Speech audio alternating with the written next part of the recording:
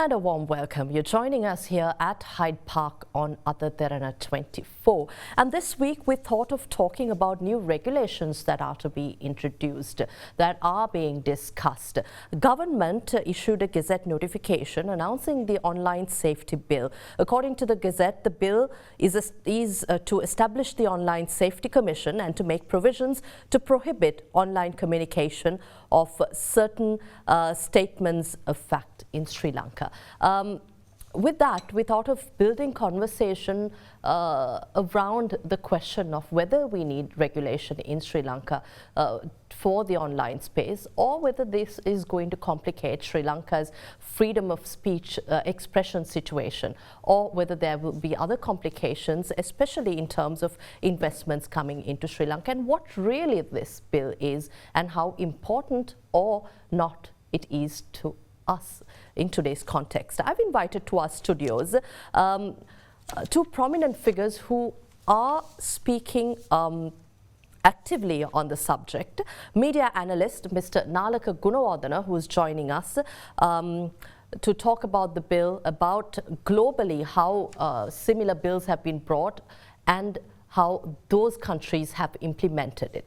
And also we have with us joining tonight former President of the Bar Association of Sri Lanka, President's Counsel Saliya Pieris, who will be talking about the legal background and how Sri Lanka's laws and regulatory environment is. Thank you very much for joining us. But first of all, I'd like to open the question about this bill. What really is it, and how important or not? Is this bill a cause for alarm, or is this progress for a country like Sri Lanka?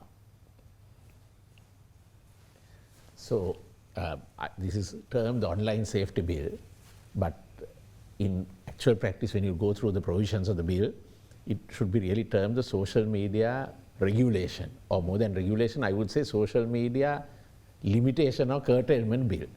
Because the effect of the sum total of this bill would be to curb the freedom of expression, and it will cause a chilling effect on those who use social media in such a manner that it will stifle freedom of expression, and this in turn would restrict the freedom to dissent, the freedom of people to dissent, to disagree, to comment.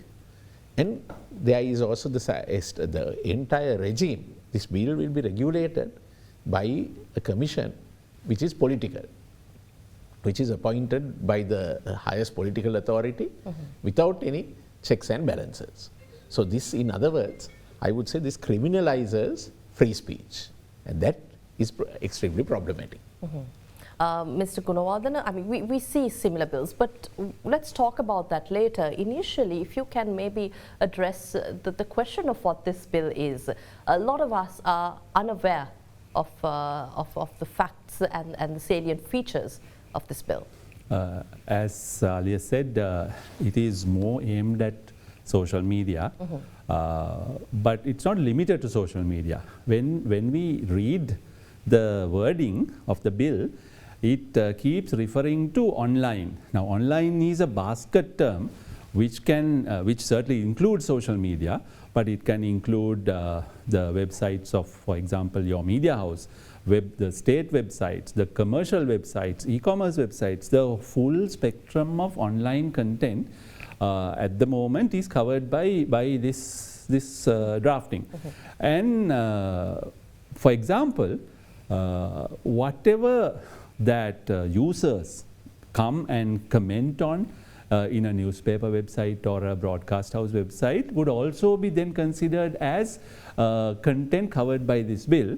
So hypothetically, if somebody were to come to AdaDerana website where comments are allowed and leaves a comment that is deemed an offense in this bill, if it becomes law, you or the company will be liable for not having content moderated and removed it very quickly. So it opens up a whole floodgate of possibilities, scary scenarios, and the lack of clarity is the biggest concern. Taking a step back, I agree that we all need to be guarded in what we say in public spaces, including online. Freedom of expression is a constitutionally guaranteed fundamental right, but there are also in the Constitution itself certain narrow restrictions. Now, those restrictions are deliberately kept narrow so as to allow the maximum possible criticism, dissent, debate, discussion in an open democratic society. What this bill proposes is to try and restrict those spaces and also to send, as Saliya said, the chilling effect on people, because given that the wording is broad and the definitions are ambiguous, what can happen is people would err on the side of caution. Now, if I were to say this, will I get in trouble or not? So somebody who said, ha ha, before this bill, if it were to become law, might think again about saying ha ha to certain things. I mean, as something as innocuous as that. And of course, the full range of expressions from blogging to Facebook posting to TikTok, YouTube, everything in between. People will be always looking behind their shoulder to see if the 5-man or 5-person commission is going to drag me because of something I say in all good faith.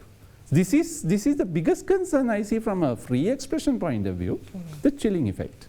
But whether it's free expression, whether we're making progress or not, there is really some important clauses surrounding the protection of the rights of children, harassment online. So isn't this progress from that aspect? Well, there are some provisions on protecting children, so on. But when you look at the overall content, when you look at the totality of the bill, you find that there is more weight on suppressing the freedom of speech rather than protecting people online. So I don't think any of us will have an object to a law where you protect people from online, especially children, from online harassment. But here, when you look at the totality of the bill, the emphasis is not on protection, but rather on restrictions. And we know that in Sri Lanka, one of the key complaints is how laws are abused or misused. Now, for instance, we have the ICCPR Act, seemingly positive against hate speech, against incitement to violence, so on. But how has the ICCPR been used? It has been abused, targeted at certain individuals, others not targeted, others not brought to book. So, similar with the PTA. We see over the years how the PTA has been abused. So, the risk here is, in this sort of legislation, there is a high risk of the law being misused, both by the police and by the political authority. So, if this bill becomes law, what will happen is the political authority will use this commission, will use the police to target their rivals, to target those who criticize them, to haul them up before the police. Already we know, for instance, the CID summons web journalists, and they order them to, they call them for questioning on very, very flimsy grounds. So they are not brought before court or charged, but they are harassed by being hauled up to the CID and so on. So this bill will open the space for the police, for the political authority, to target those who criticize them, who are engaged in the legitimate expression of dissent. Now, this also follows the most recently discussed Broadcasting Authority bill. So do we see a tendency here where there is an effort here, coordinated and cohesive effort here, to really suppress freedom of expression, free speech, or really, again, I want to ask whether we're trying to make progress, because we've seen the UK introducing a milestone, they call it, laws, but it was controversial. In Singapore too, an online safety regulation back in year 2022. I'd like you to discuss these two in comparison to Sri Lanka's progress. First, you asked about the broadcast regulatory bill or the draft. It was not gazetted, not yet. So it's at an earlier stage than what we are discussing now. But what came out a few weeks ago was heavily criticized, again for the same kind of reasons, that it lacks the checks and balances that should be in a democratic society, and it can be heavily misused and abused by political authority. So for now, we don't know exactly what is happening with that proposed bill. It has not surfaced again. But this is, I mean, you could make a case that one bad bill after another suggests a trend in closing public spaces and unfairly restricting public discussion and debate, precisely at a time when Sri Lanka needs to foster that.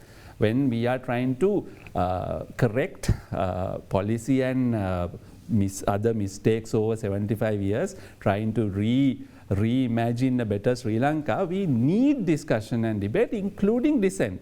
So if you start chilling people out from freely expressing themselves, if you have draconian laws on broadcasters who will then hesitate to have platforms like this one, where such discussions can take place, available to the whole country and beyond, then we will become what you call an eheyya society, all yes men and yes women, yes sir, no sir, three bags full sir kind of consensual democracy. We don't need that.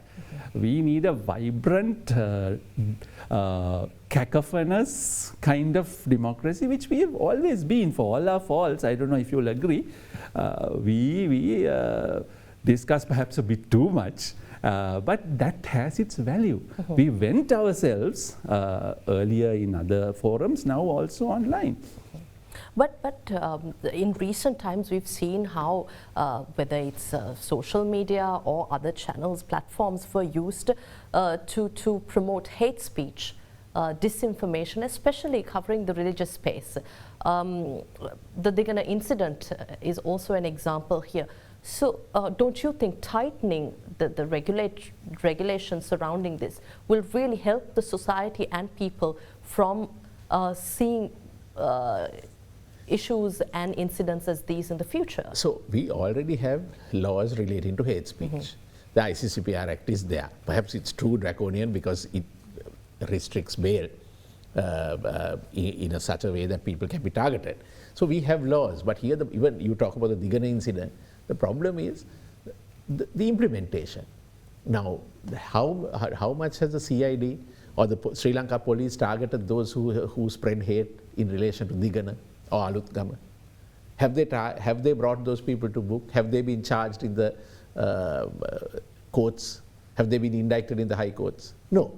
But how has the ICCPR Act been used?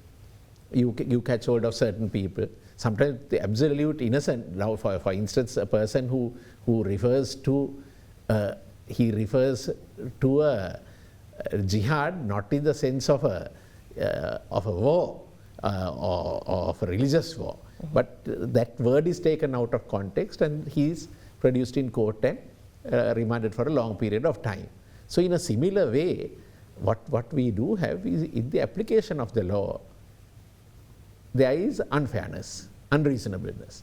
So already there are enough laws to tackle hate speech, but that is, the existing laws are used to single out individuals, to target certain groups, not to target certain groups, they are left out.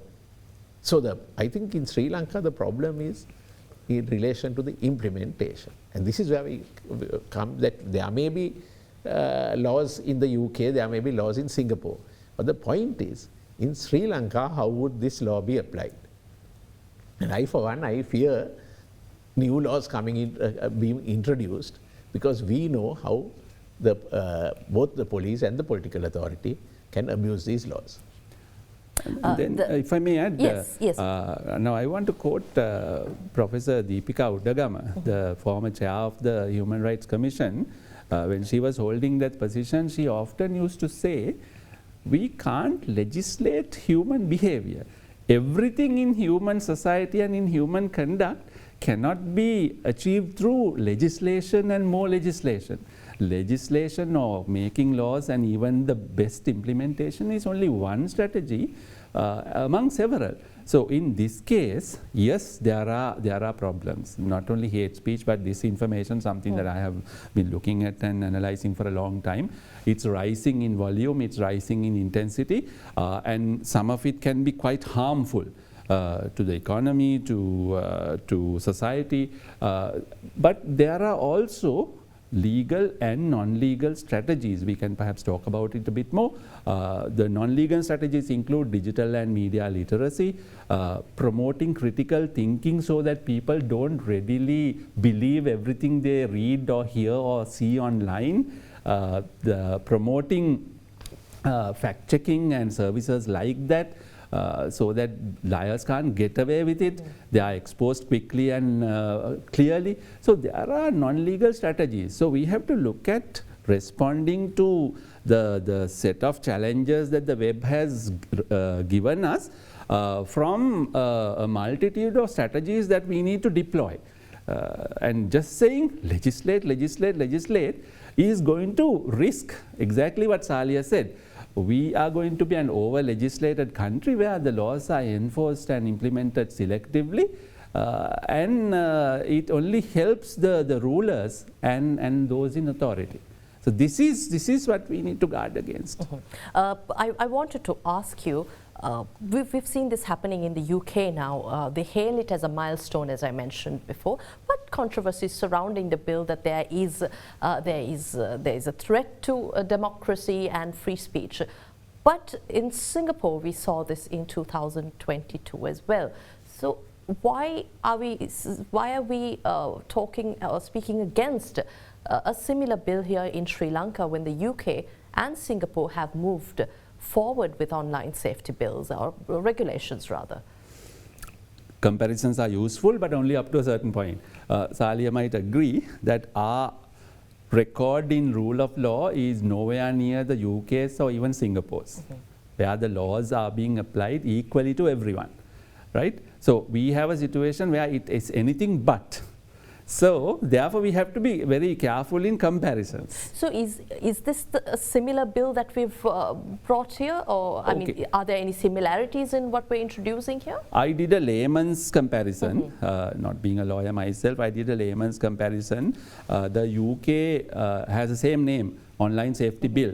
Now it's been discussed and debated for 7 years across several governments, and finally the House of Commons passed it with amendments.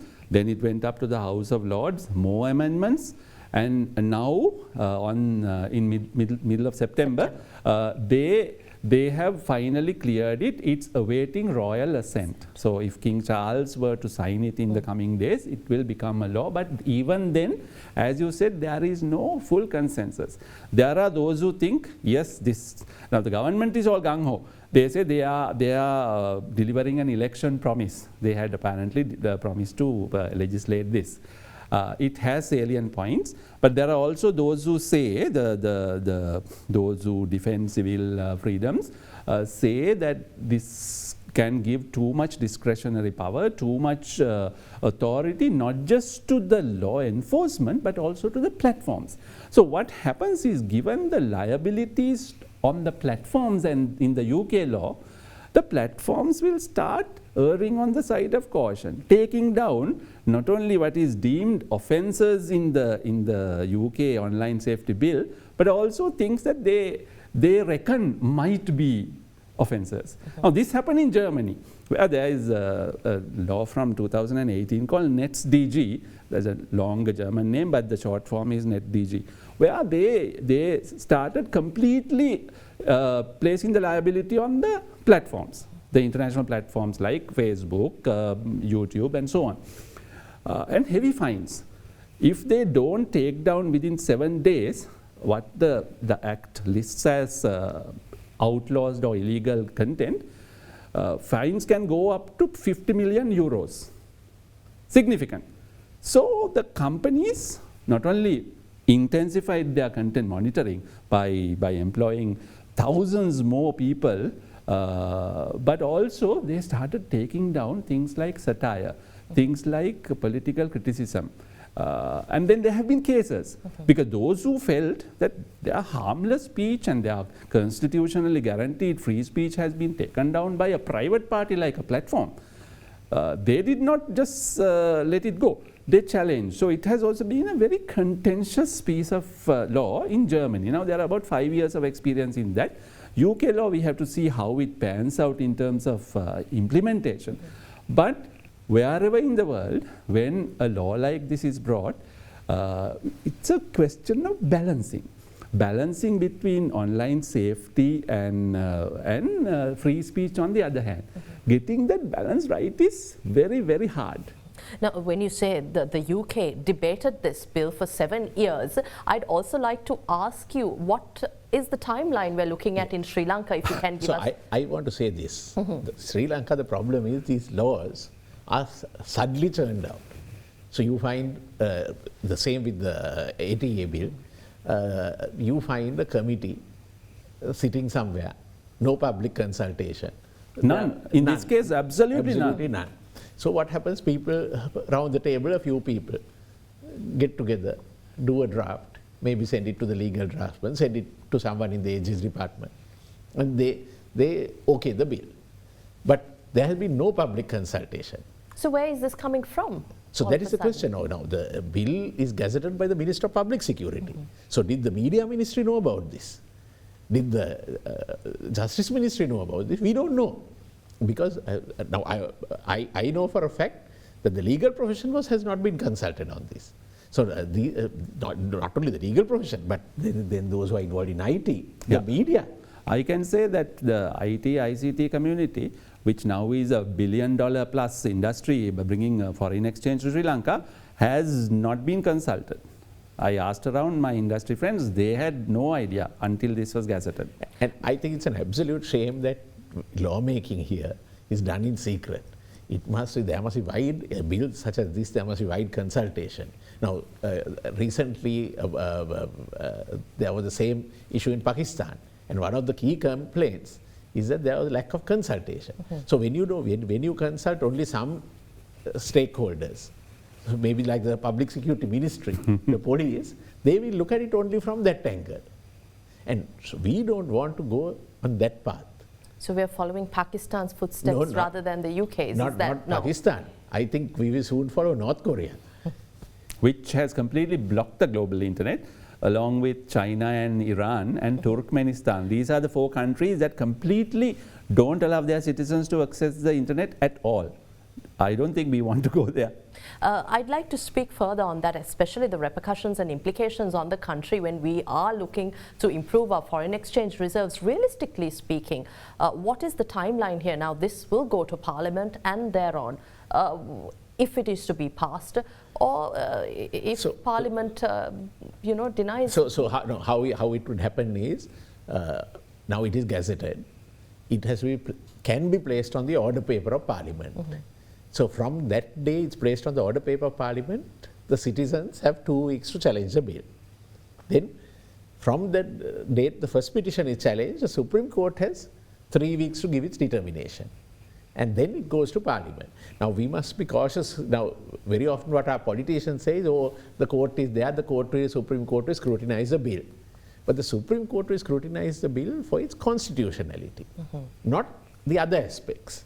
So the Supreme Court's reviewing the bill is very limited. And we must, for one moment, we mustn't think that just because the Supreme Court were to say whether it's constitutional or unconstitutional, that means that the bill is a good bill. So at this stage, are we saying that there is no room for representations or to make any changes to this bill? No, there is, because the government has not placed it on the order paper.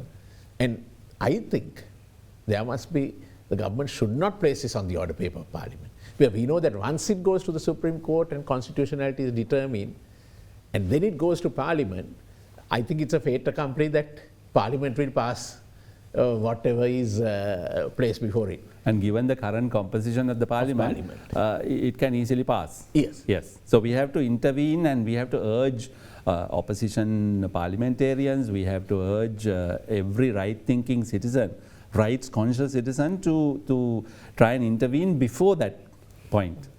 So how does this work? There's a proposed online safety commission that is to be set up. What guarantee do we have that this commission will act independently in the case that this bill goes into law? You have no guarantee.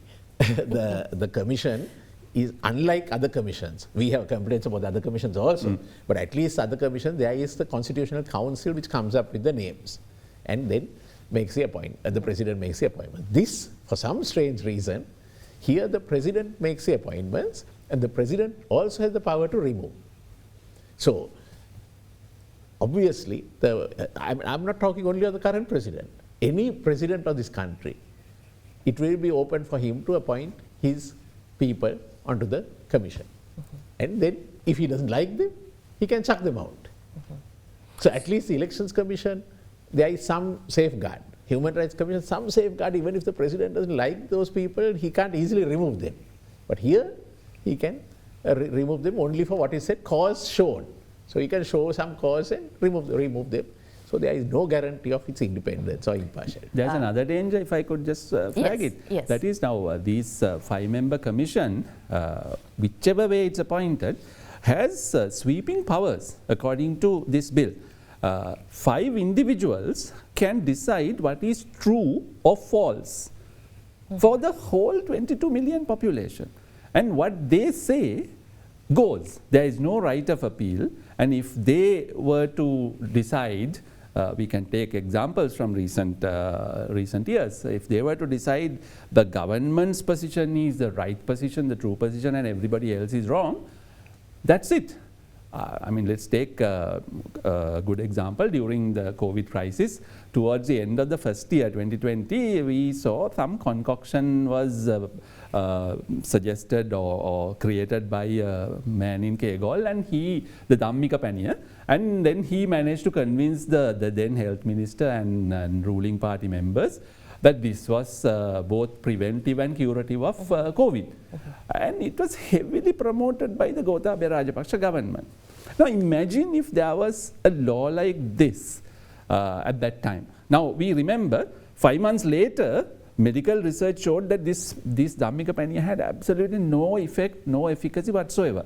But in the few months, it was promoted. Now if a law like this is there, only the government position will prevail. Everybody who questions, critiques Dhammika Paniya would be committing an offense, because we are saying that it is wrong, it is bad, it is not effective, when the government says, no, this is the fix.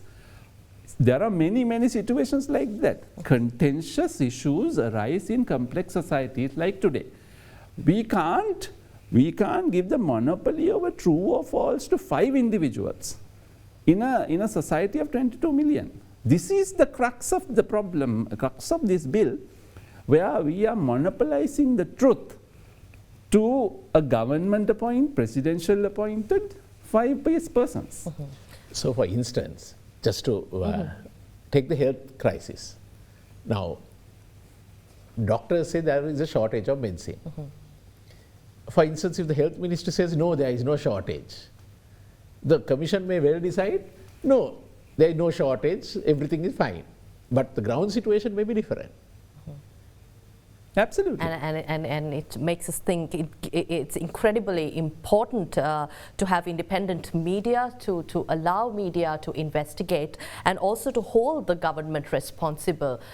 So does this also mean we should completely do away with an online safety bill or any other mechanism? Or are there any global mechanisms that we can look up to draw comparison from or learn from, especially during the Easter Sunday attacks and post-attacks? We've been talking about the need for the protection for an online falsehoods and manipulation act. This is what I think Singapore has, if I'm not mistaken.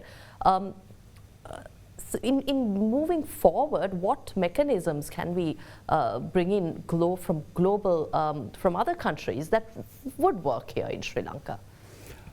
Internationally, the European Union has been trying out certain models. So they introduced a few years ago what is called an industry code of conduct on hate speech. So now we know that companies like Meta, which owns and operates Facebook, Instagram, WhatsApp and so on, they have community guidelines or standards, and so does YouTube, so does TikTok now, which are basically their own ways of regulating what the users express. Now over and above the platform specific conditions, the European Union negotiated a set of common commitments that the companies will then apply to content posted by those who are living and working within the EU region. Now that worked for a few years, first for hate speech, then for disinformation. Of course, this year it has been superseded by something called the Digital Services Act of the EU. But about 7 or 8 years it worked. Australia has one mechanism against disinformation, an industry code that has a higher set of commitments from companies, global tech companies, over and above their normal conditions, user conditions. New Zealand is the latest, which last year in July adopted it. And last year we also started in Sri Lanka an initiative, a few of us, an initiative called Safe Web LK, which for the first time in a developing country wanted to also draft an industry code. Get Meta to commit, get Google, YouTube to commit, get TikTok to commit. That process is slowly going ahead. Negotiating with global tech companies is not easy. With the help of the Asian Internet Coalition, AIC, which is an industry organization in our region, we've been talking to these companies. That is halfway between the current completely free-for-all that exists online, where there are accessors and abusers, and draconian state regulations. So can we have that sort of arrangement, given priority, an industry code, and defer or delay any state regulation? I think it's time we take a short commercial break here at Hyde Park. We're discussing the recently gazetted online safety bill, whether Sri Lanka requires to regulate the online space or if this is progress. After this short break.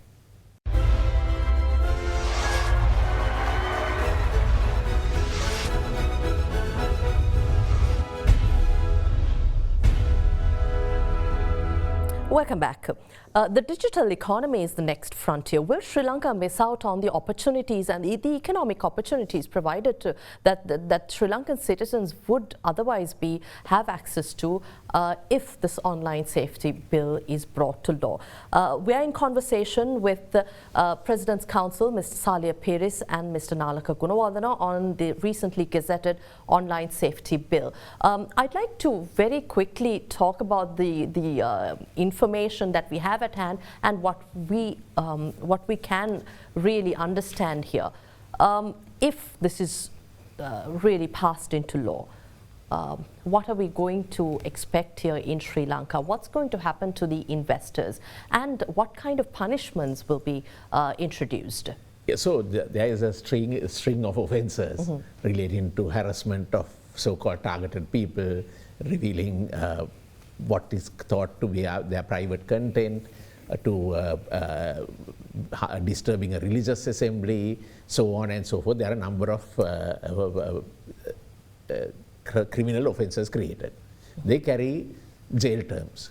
And second offence, the sentence can double. So sentence can double. So coupled with that, there is a liability imposed on the service providers, on the platforms, on internet intermediaries to comply. So for instance, at one point the law says you have to take it down within 24 hours, otherwise you commit an offence. So you're holding the platforms also accountable? Platforms also, yes. Okay. So you are threatening criminal sanctions on those platforms.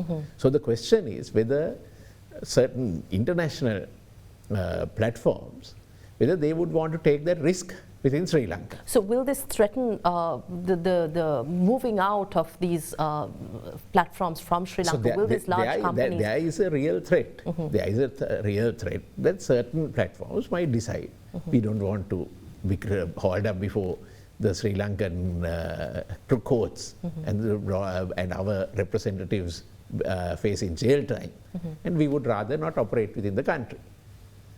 So that there is a real risk. And also I see beyond that also what is the message you are sending to the investors, to people who want to invest in a society which is free. You are sending a message to the investors that Sri Lanka is tightening its regulations, tightening the, going against democracy. And that, I think, will have a negative impact on the country as a whole. Actually, Singapore learned this at considerable cost. They used to be a very tightly regulated society, and then they realized that to engage international commerce, to attract international talent, you need a more open society. So in recent years, after Lee Kuan Yew, they have been easing up.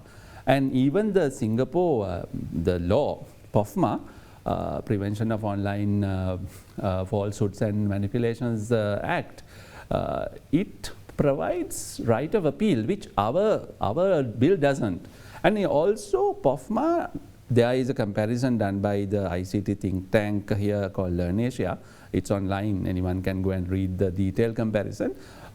It does not, POFMA does not touch on religion. It remains secular. Now in our draft bill, there are 13 offences, 3 of which concern religious sensibilities. And you know how people can be very, very agitated very easily in this country about their own religious faith. And so this is very, very tricky, and unlike the Singapore law. Now coming to the global tech giants, yes, they will, after a certain point, they might decide this is simply too much trouble to engage, because there's a requirement also for them to register locally. For all the tech companies that provide services to Sri Lankan users, they are required to register locally. So what's the downside of these tech companies registering in Sri Lanka? No, the thing is this. Now, something similar was proposed by Pakistan under the regime of Imran Khan couple of years ago, 2021. Again, they said register and also be held liable for the content that Pakistani citizens post on their spaces, and there was going back and forth. So what the company said through the Asian Internet Coalition is, look, we will respect and abide by the local laws and regulations. We will cooperate with law enforcement in probing terrorism and criminal activity and so on. And that, by the way, happens with our CID and our defense and security establishment already. There is a back channel between the tech companies and our law enforcement. And that's been around for years. But over and above, if political or other citizen expressions are to be taken down at government request, they are not willing to comply with those requests. Not only that, companies like Facebook, they publish what government requests have been. How many requests have come from the Sri Lankan government or Indian government or Pakistani government, they compile and disclose. That is part of their transparency. So Pakistan, which has more than 70 million social media users compared to our 10 million, Pakistan government and the tech companies came to a deadlock.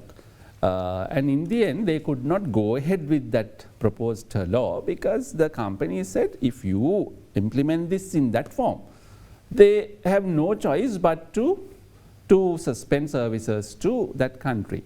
Now, what we need to realize, Indeewari, is it's not just this little TikTok and Facebook chit-chatting.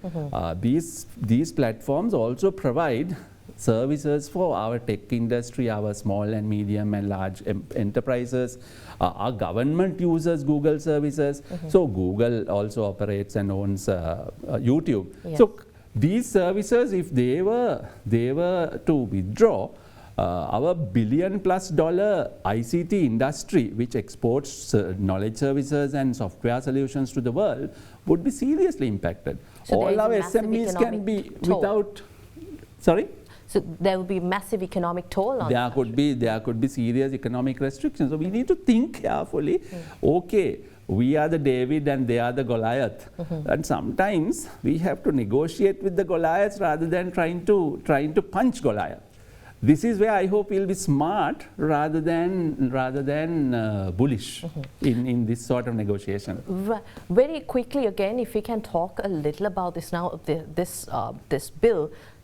It's said to be important, especially as we discussed about the rights of children. Children who are on social media and who face harassment, bullying, and also are subject to various nefarious activities and harassments. And those who face injustices, women, or even those who during relationships there are issues, and then we've seen in recent times people resorting to taking private matters to social media. So if not for this bill, how are we really going to protect users from such harassment? So already we have our penal code provisions. We have the Computer Crimes Act. If there are gaps in those laws, you can fill those gaps by bringing in legislation. But what happens with this sort of bill is, under the guise of bringing in online safety, you are bringing in a raft of other measures which are really not aimed at protecting those vulnerable women and children, or for that matter men. But you are bringing in a law, you are having a few sections on that, but your aim is to overall to suppress online content. And why? Because you don't want the expression of dissent. You don't want people to speak freely. Now that is a problem. The problem is not in bringing in measures to protect women, children, so on, or to prevent online hate speech, or all that. But under the guise of that, you are bringing in a law where you basically try to create a monopoly on the truth. And to go back, 1997, we had the Broadcasting Authority Bill. And what did the Supreme Court say? They tried to set up an authority to regulate the broadcasting. And again, they are to regulate what they perceive to be the truth. The Supreme Court said, hold on, this affects the freedom of thought. Because if you control information, you control thinking. And that is unconstitutional. Therefore, it requires not only a two-thirds majority in Parliament, but also a referendum. So we must be wary about our government introducing such a bill without any consultation.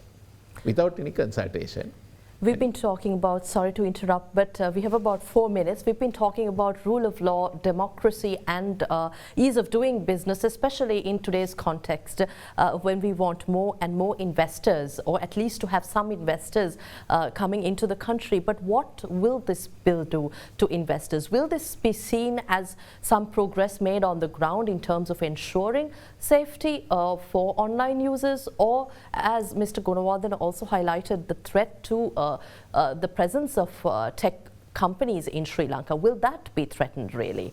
I believe that this will cast a cloud on the investment environment in Sri Lanka. And that not only those who are engaged in political discussion, but it will also give a bad image to the world of what Sri Lanka is about. And I think it's time for our closing remarks as well. Yeah, so as I think Saliya and I both have been saying, there are problems in the online space, a lot of which can be addressed by properly and fully implementing existing laws and regulatory provisions. And if there are gaps, they need to be filled in those places. There is an Online Transaction Act, for example, in addition to what you mentioned. And these have been either introduced or amended and expanded in the last decade or so. And Sri Lanka has a good track record of creating a safe cyber security environment for e-commerce, for example, and transactions to happen. So likewise, we need to now follow our own good example in terms of free expression, content side, not just the commercial transactions, where now there is an enabling environment. And it's used by a lot of local companies to grow and to innovate. Similarly, we need to allow that freedom with responsibility, freedom with accountability. Now that accountability is shared between user, the service platform like Meta, as well as the government keeping a watchful eye on what's going on. It doesn't have to be an overbearing state or a nanny state, or what I call the cyber nanny state. We don't want a cyber nanny state that tells us what we can or cannot say online. But we would like to have the government watching out for those who are vulnerable, those who face harassment and issues online, and see how they can be protected without stifling everybody else's free speech. Right. Anything to add? Yeah, so I really think we have to go back to the drawing boards to have if you want to have a bill, legislation, consult all the stakeholders and come up with something which is acceptable to the stakeholders. Right. Thank you very much for your time here at Hyde Park. I wish we had time to discuss this further, but we promise to bring you more coverage and discussion surrounding this bill, especially because this is sudden and we here are also learning and exploring what this bill really is. Thank you very much again, Mr. Saliya Pieris, President's Counsel, former President of the Bar Association of Sri Lanka, for sharing your thoughts here at Hyde Park. Thank you very much, Mr. Nalaka Gunawardene, media analyst and a science writer. Thank you very much for your time here at Hyde Park. We'll see you again next week at the same time with yet another discussion with the promise of educating our viewers on the current information that we receive regarding this bill and the conversations surrounding this bill. We'll see you again next week. Have a pleasant evening. Good night.